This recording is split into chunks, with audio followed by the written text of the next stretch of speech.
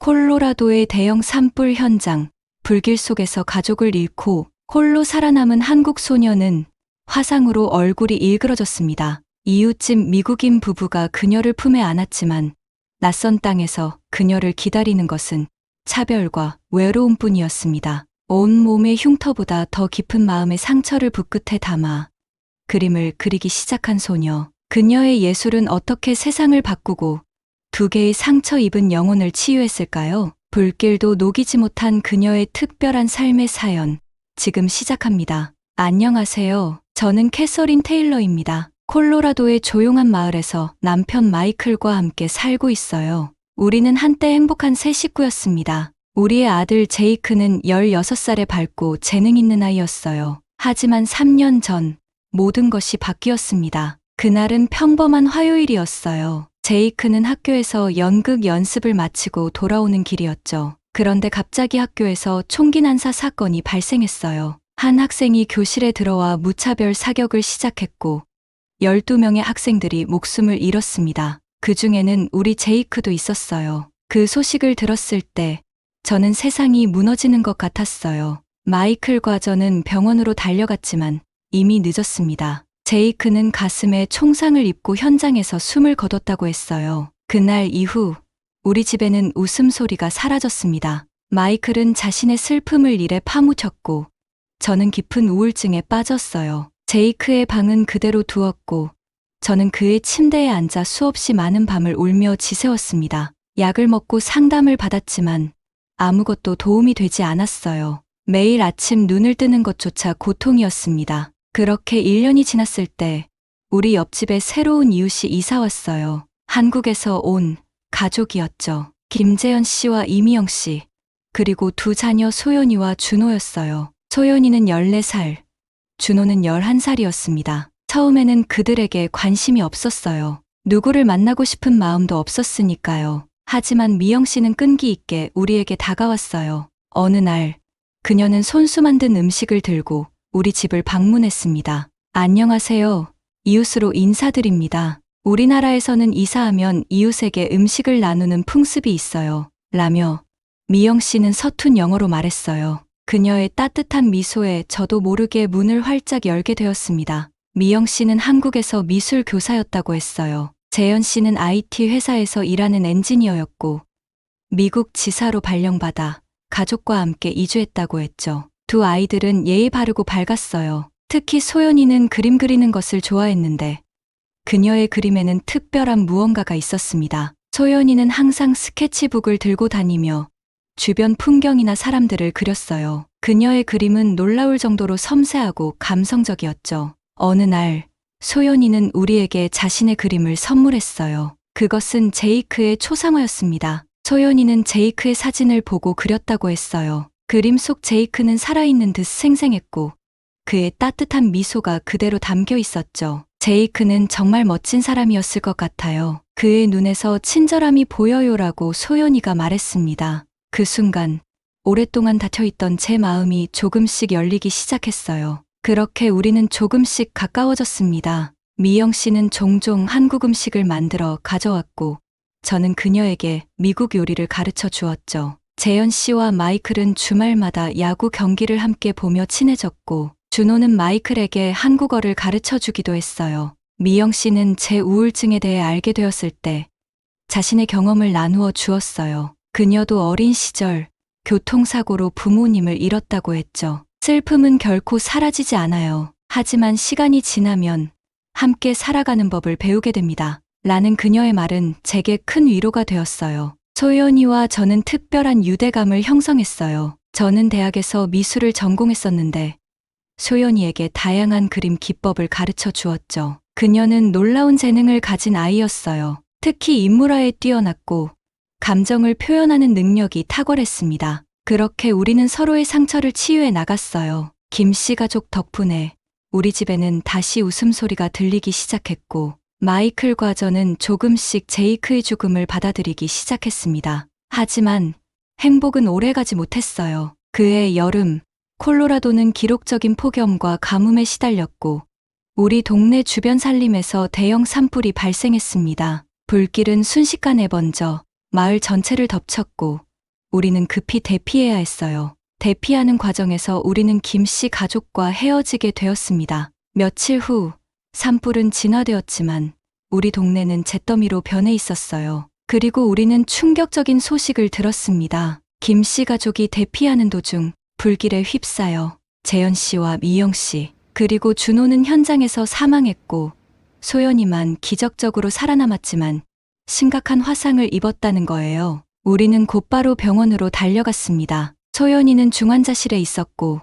온몸에 붕대를 감고 있었어요. 의사는 소연이의 상태가 매우 위중하다고 말했죠. 그녀의 얼굴과 팔에 심한 화상을 입었고 연기 흡입으로 폐에도 손상이 있었습니다. 우리는 소연이 곁을 지키며 간절히 기도했어요. 마이클과 저는 번갈아가며 병실을 지켰고 소연이의 손을 잡고 이야기를 들려주었습니다. 비록 그녀가 의식이 없었지만 우리의 목소리가 그녀에게 전해지기를 바랐어요. 일주일 후 소연이는 기적적으로 의식을 회복했어요. 하지만 소연이는 모든 소식을 듣고 한동안 아무 말도 하지 않고 그저 눈물만 흘렸습니다. 저는 그녀 곁에 앉아 손을 잡아주는 것밖에 할 수 없었습니다. 소연이는 고아가 되었고 그나마 한국에 있는 친척은 그녀를 도와줄 수 없다고 했어요. 사회복지사가 소연이의 미래에 대해 논의하기 위해 우리를 찾아왔을 때 마이클과 저는 서로를 바라보며 동시에 같은 생각을 했습니다.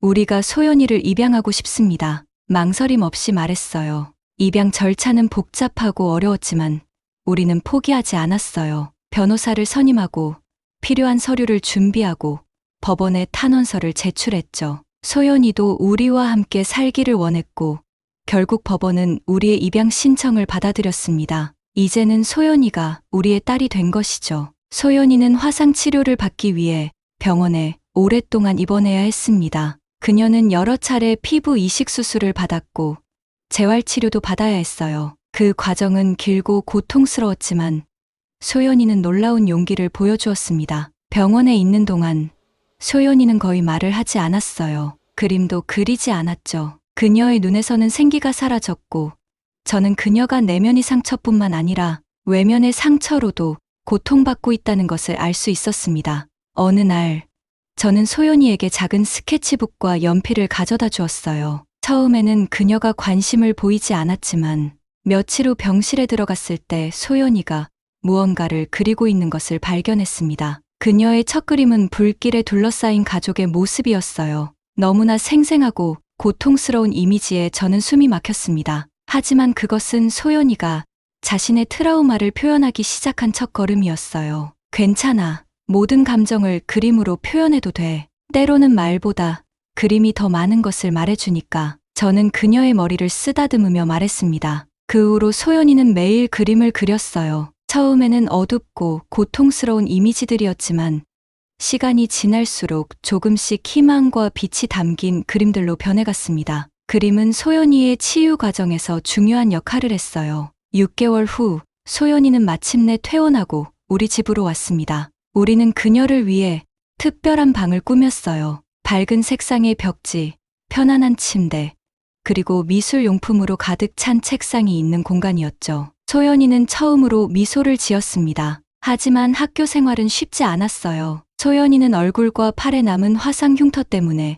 아이들의 시선을 받았고 때로는 잔인한 놀림의 대상이 되기도 했습니다. 그녀의 영어도 아직 서툴렀고 문화적 차이도 적응하기 어려웠죠. 어느 날 소연이는 학교에서 울면서 돌아왔어요. 아이들이 그녀를 괴물 얼굴이라고 부르고 그녀의 그림을 이상한 동양 쓰레기라고 놀렸다고 했습니다. 저는 화가 났지만 소연이를 위해 침착함을 유지했어요. 소연아, 넌 특별한 아이야. 내가 누구인지, 어디서 왔는지는 부끄러운 게 아니야. 내 흉터는 내가 얼마나 강한 사람인지를 보여주는 증거야. 그리고 내 그림은 아름다워. 그것은 내 영혼의 표현이고 아무도 그 가치를 떨어뜨릴 수 없어.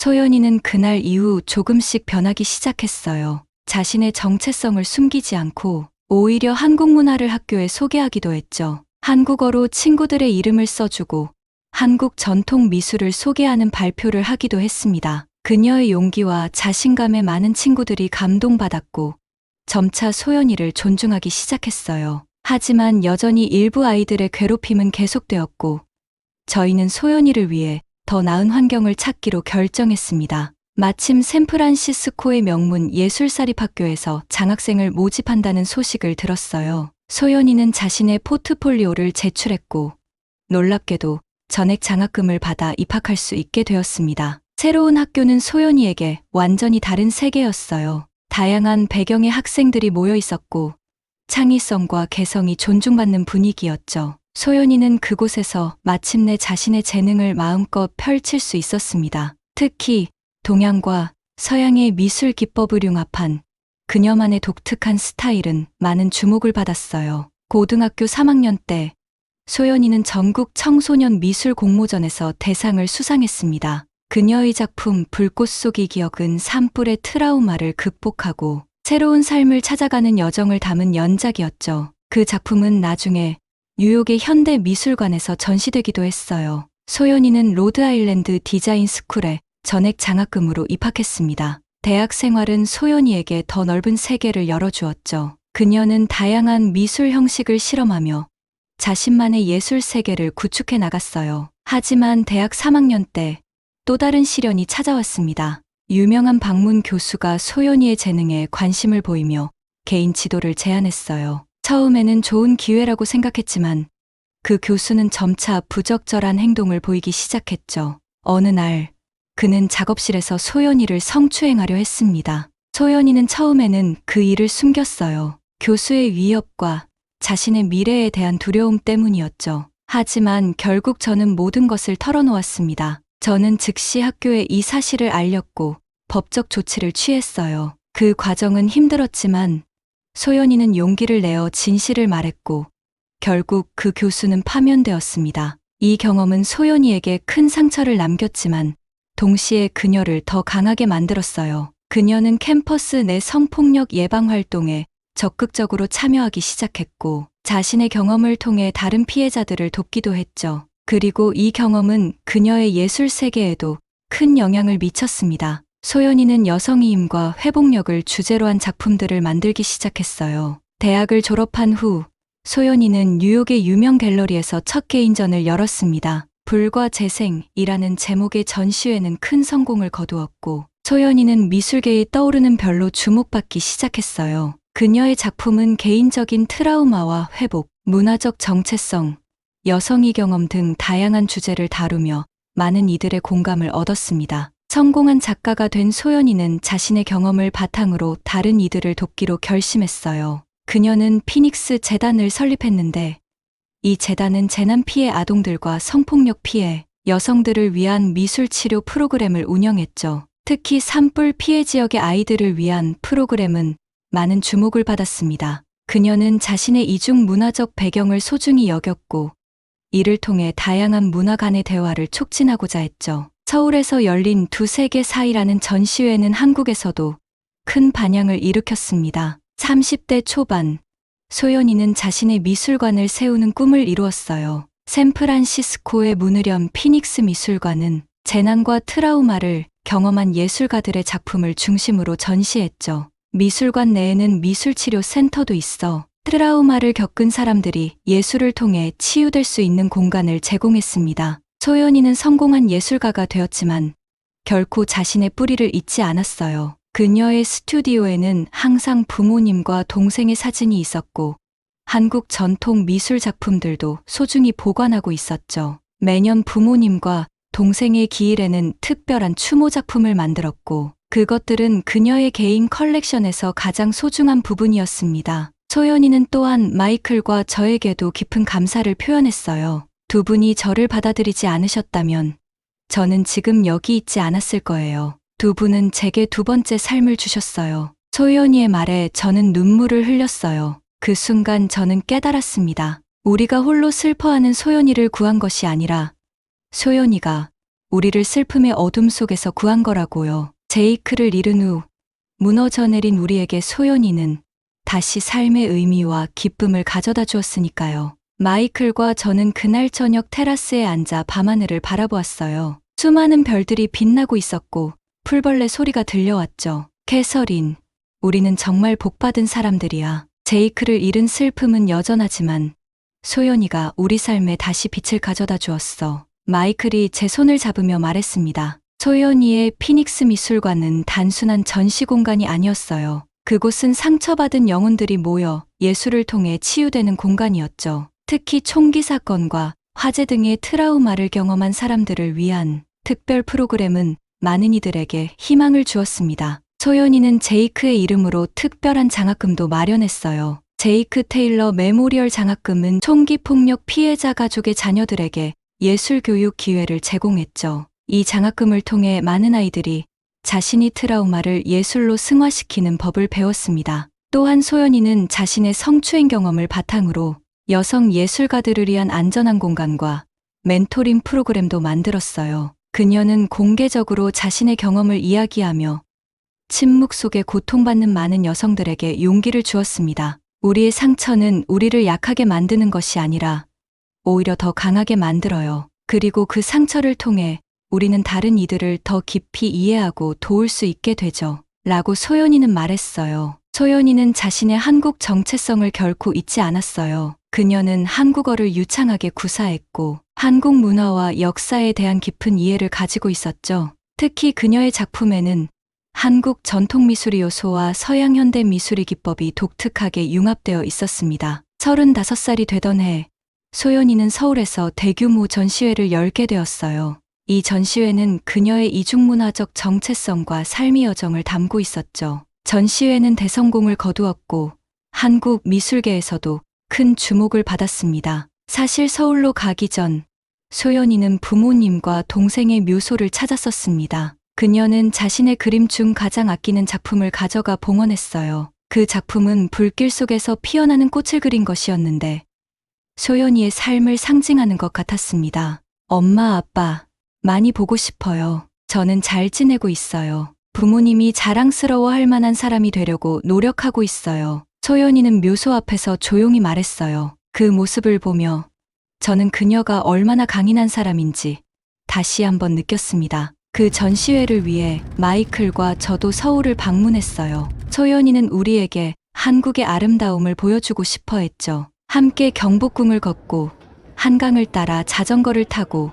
전통시장에서 맛있는 음식을 즐겼습니다. 그 여행은 우리 가족에게 특별한 시간이었어요. 소연이가 37살이 되던 해 그녀는 특별한 소식을 전해왔어요. 오랫동안 교제해온 건축가와 결혼하기로 했다는 거였죠. 그는 한국계 미국인으로 소연이의 예술과 활동을 깊이 이해하고 지지해주는 사람이었습니다. 결혼식은 소연이의 두 문화를 모두 반영하는 아름다운 행사였어요. 한국 전통 혼례와 서양식 결혼식이 조화롭게 어우러진 특별한 날이었죠. 소연이는 한복과 웨딩드레스를 모두 입었는데 두 의상 모두 그녀가 직접 디자인한 것이었습니다. 결혼 1년 후 소연이는 또 다른 기쁜 소식을 전했어요. 그녀가 임신한 것이었죠. 하지만 화상 흉터로 인한 합병증 위험 때문에 의사들은 걱정했습니다. 소연이는 안정을 취하며 조심스럽게 임신 기간을 보냈어요. 마침내 건강한 쌍둥이 딸이 태어났을 때 우리 모두는 기쁨의 눈물을 흘렸습니다. 소연이는 두 딸에게 특별한 이름을 지어주었어요. 미영과 캐서린이었죠. 그녀의 친어머니와 제 이름을 따서 지은 것이었습니다. 두 아이가 두 문화의 아름다움을 모두 배우고 성장했으면 좋겠어요. 그리고 할머니들의 이름을 물려받은 만큼 그분들의 강인함과 사랑도 함께 물려받았으면 해요. 라고 소연이가 말했습니다. 아이들이 태어난 후에도 소연이의 예술 활동은 계속되었어요. 오히려 모성은 그녀에게 새로운 영감의 원천이 되었죠. 그녀의 작품은 더욱 깊어지고 성숙해졌습니다. 소연이는 미술관과 재단 활동을 통해 전 세계적으로 영향력을 넓혀갔어요. 특히 재난 피해 지역과 분쟁 지역의 아이들을 위한 미술 치료 프로그램은 많은 주목을 받았죠. 유엔은 그녀를 문화대사로 임명했고 그녀는 전 세계를 다니며 예술의 치유력에 대해 강연했습니다. 40대에 접어든 소연이는 자신의 이야기를 책으로 출판했어요. 불꽃 속에서라는 제목의 이 회고록은 베스트셀러가 되었고 여러 언어로 번역되었습니다. 많은 사람들이 그녀의 이야기에서 용기와 희망을 얻었죠. 그녀는 최근 자신의 삶을 다룬 다큐멘터리 영화를 제작했는데 그 영화는 선댄스 영화제에서 수상까지 하게 되었습니다. 영화의 마지막 장면에서 소연이는 이렇게 말합니다. 저는 불꽃 속에서 태어났습니다. 제 삶은 고통과 상실로 가득 차 있었지만 저는 결코 포기하지 않았습니다. 저는 제 안의 불꽃을 꺼뜨리지 않았고 그것을 통해 세상을 밝히고 싶습니다. 우리 모두는 상처를 가지고 있습니다. 하지만 그 상처는 우리를 더 강하게 만들고 더 아름다운 존재로 만들어줍니다. 소연이의 미술관은 10주년을 맞아 대대적인 확장 공사를 했어요. 새로운 건물에는 어린이 미술교육센터와 트라우마 치료 연구소도 추가되었습니다. 이 연구소는 예술 치료의 효과에 대한 과학적 연구를 진행하며 많은 의료기관과 협력 관계를 맺었죠. 마이클과 저는 이제 노년기에 접어들었지만 소연이와 그녀의 가족 덕분에 우리의 삶은 여전히 활기차고 사랑으로 가득합니다. 우리는 손녀들이 자라는 모습을 지켜보는 기쁨을 누리고 있어요. 미영과 캐서린은 이제 10살이 되었고 할머니인 제게 그림 그리는 법을 가르쳐 주기도 합니다. 소연이는 자신의 두 가족 모두를 기억하고 존중하는 방법을 찾았어요. 우리 집 거실에는 제이크의 사진과 소연이의 한국 가족 사진이 나란히 걸려 있습니다. 매년 특별한 날에는 한국 전통 방식으로 제사를 지내고 제이크의 생일에는 그가 좋아했던 초콜릿 케이크를 만들어 함께 나눠 먹죠. 가족은 혈연만으로 만들어지는 것이 아니에요. 사랑과 기억, 그리고 서로를 향한 약속으로 만들어지는 거죠. 라고 소연이는 말합니다. 오늘도 소연이의 미술관은 방문객들로 가득 차 있어요. 그녀의 최신 전시회 영원한 불꽃은 삶의 회복력과 희망에 관한 작품들로 구성되어 있습니다. 관람객들은 그녀의 작품 앞에서 오랫동안 서서 깊은 감동을 느끼곤 해요. 소연이는 이제 세계적으로 인정받는 예술가가 되었지만 집에서는 여전히 저희 딸이자 아이들의 사랑스러운 엄마예요. 성공과 명예에도 불구하고 그녀는 항상 겸손하고 따뜻한 마음을 유지하고 있습니다. 저는 종종 생각해요. 만약 그날 소연이의 가족이 우리 옆집으로 이사 오지 않았다면, 만약 그 끔찍한 산불이 일어나지 않았다면 우리의 삶은 어떻게 달라졌을까요? 인생은 참 예측할 수 없어요. 가장 큰 비극 속에서도 새로운 시작이 기다리고 있을 수 있습니다. 제이크를 잃은 슬픔은 결코 완전히 사라지지 않았어요. 소연이의 부모님과 동생에 대한 그리움도 마찬가지겠죠.